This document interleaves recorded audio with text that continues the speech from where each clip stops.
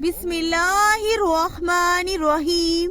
शुरू अल्लाह के नाम से जो बड़ा मेहरबान निहायत रहम करने वाला है।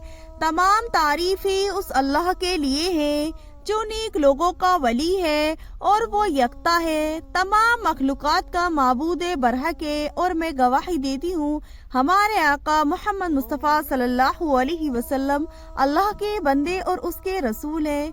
अस्सलाम वालेकुम व रहमतुल्लाहि व बरकातुहू। उम्मीद है आप सब खैरियत से होंगे।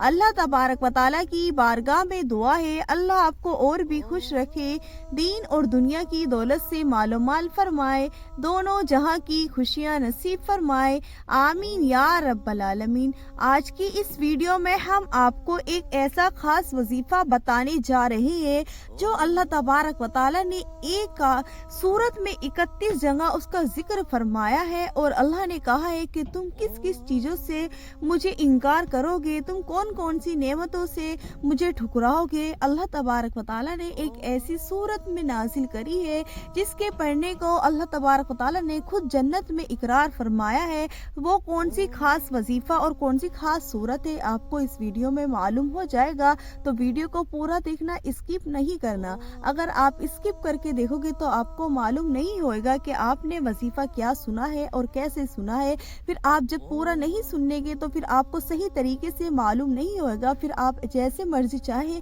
फिर इस तरह से आप कर लोगे, फिर आपका वजीफा कामयाब होगा या नहीं होगा ये तो पता नहीं। जब आप पूरे इत्मीनान और सुकून के साथ और पुरसुकून के साथ जब सुनोगे और आपकी एक एक बात समझ में आ जाएगी, फिर आपको करने में आसानी हो जाएगी।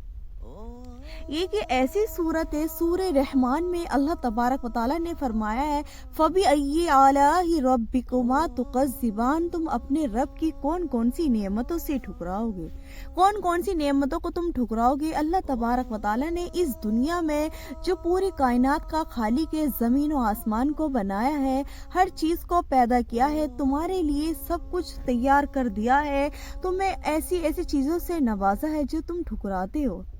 दुनिया की रंगीली में इतने मशगूल हो जाते हो कि अल्लाह की नेमतों को ऐसे ठुकरा देते हो कि दुनिया में आप मशगूल हो जाते हो। आप ये भूल ही जाते हो कि अल्लाह ने आपको किस चीज़ों से नवाजा है।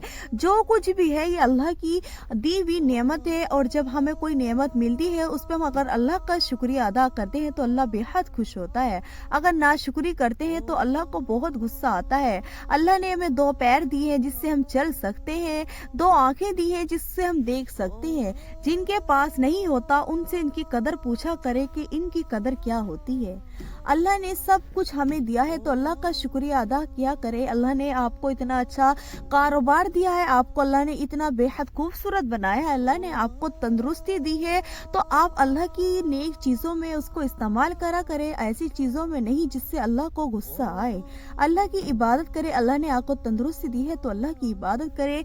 अगर आप बीमार हैं या कमज़ोर हैं तो अल्लाह से दुआ मांगे कि अल्लाह तुम मुझे तंदुरुस्ती दे, अल्लाह तुम मुझे सेहत दे, मैं आपके आगे झुकूं और आपकी हम्द करूं और आपके आगे अपने सजदा करूं, आपके आगे अपनी जो हाजत है वो रखूं। अल्लाह के सामने इस तरह दुआ करें।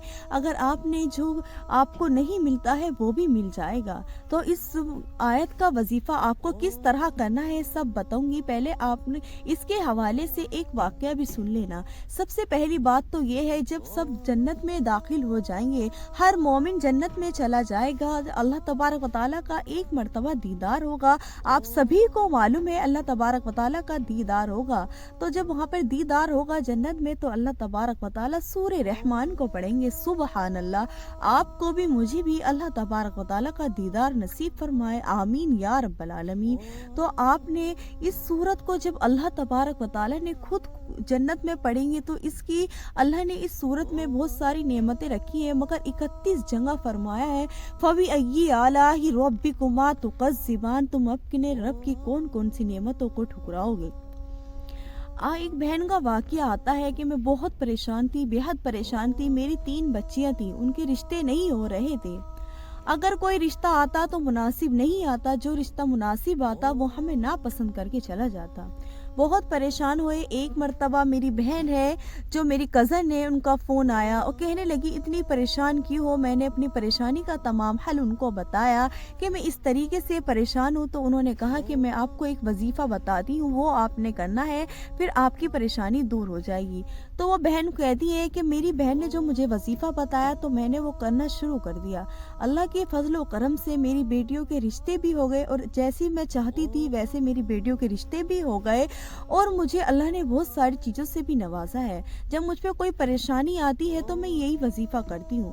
وظیفے کرنے کی کچھ شرائط ہے۔ سب سے پہلے تو یہ ہے کہ آپ جس جگہ پہ کرو وہ پاک اور صاف ہونی چاہیے۔ آپ بھی صاف ستھرے کپڑے پہن کر باوضو ہو کر اس وظیفے کو کریں۔ اول آخر 3 مرتبہ درود شریف پڑھنی ہے، درود ابراہیم پڑھنا ہے، پھر آپ کو 101 مرتبہ پڑھنا ہے فَبِأَيِّ آلَاءِ رَبِّكُمَا تُكَذِّبَانِ۔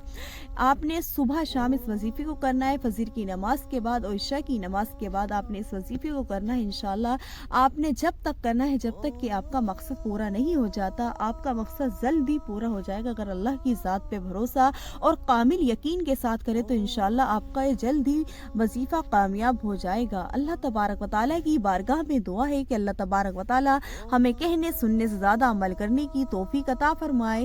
وآخر الدعوانا الحمدللہ رب العالمین۔ امید ہے آج کی ہماری یہ ویڈیو آپ کو پسند آئی ہوگی۔ ویڈیو پسند آئی تو ویڈیو کو لائک کر دینا اور چینل کو سبسکرائب کر دینا۔ السلام علیکم ورحمۃ اللہ وبرکاتہ۔